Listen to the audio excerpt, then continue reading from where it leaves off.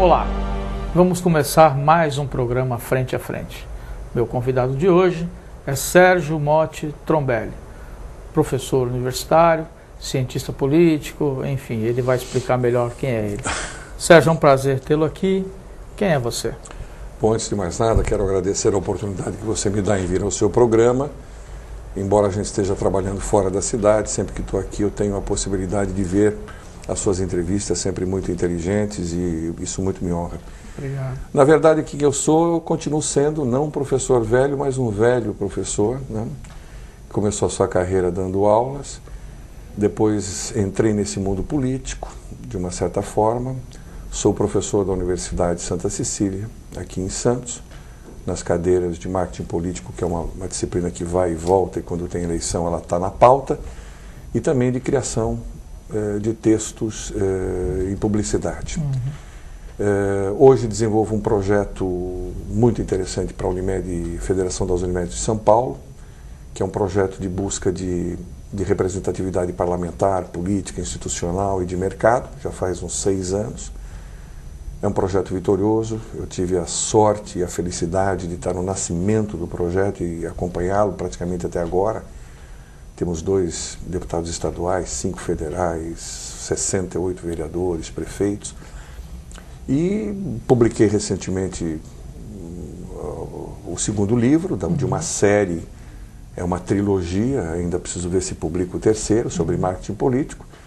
Mas, fundamentalmente, eu continuo sendo um professor, porque ainda a gente leciona, dá assessoria política para partidos e instituições, e isso pressupõe você falar. Então, sou um velho professor. Sérgio, como você, com a tua experiência política, como é que você enxerga o nosso sistema de contagem de votos, ou seja, nossas urnas eletrônicas, o nosso sistema de votação, porque me parece que o Brasil é unânime nesse sistema e pesquisas mostram que não é um sistema confiável e que inclusive hoje já caminha no Congresso uma possível alteração nisso, que é o voto impresso, para que o eleitor tenha certeza de que o voto dele realmente está sendo respeitado, a sua vontade como cidadão está sendo respeitada. Como é que você vê isso? Eu não sei se você se lembra, a primeira pessoa a insurgir contra isso foi o Brizola, né? O Brizola morreu não aceitando esse lance. E ele sempre tocava no assunto de que a gente nunca via a programação da máquina. Então a programação da máquina era uma grande incógnita, apesar de todo mundo falar que ela está ok e tudo mais. Eu não sei, eu sou a favor do voto impresso. Eu sou a favor do voto impresso, mesmo porque se a pessoa sabe digitar o número, normalmente ela sabe escrever o número. Desde que a gente tenha número, porque muitos não sabem escrever o nome do candidato, eu sou a favor de que a gente volte a ter o voto impresso. Porque, na verdade, ele é a única garantia de que o voto seu é aquele que está ali. Tá?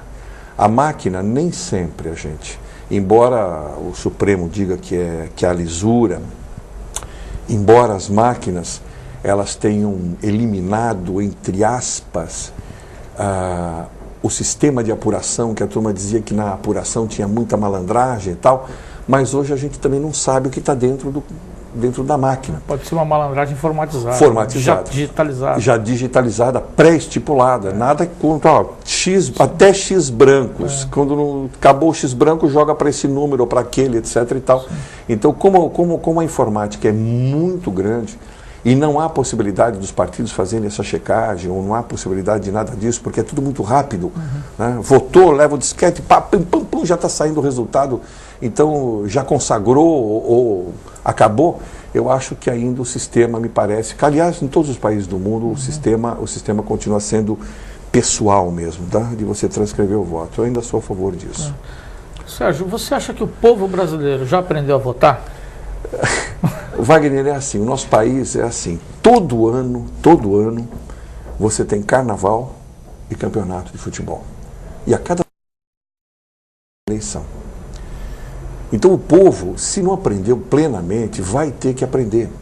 Por quê? Porque através do exercício do voto, através dessa constância do voto e através de sucessivas decepções que muitas vezes acontecem, o povo começa a ficar um pouco mais, entre aspas, esperto. começa a perceber no olho do candidato, né? No olho do candidato se ele está mentindo ou não, mesmo porque o Supremo tem feito muitas restrições ao processo eleitoral, né?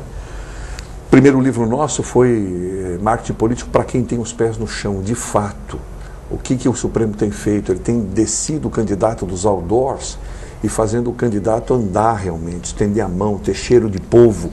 Então, nessa hora, um povo esperto, porque nós temos um povo bastante esperto, talvez não seja culto ou suficientemente educado, mas é um povo vivo, perspicaz, ele possa perceber quem são os candidatos que realmente tem algo que você possa acreditar.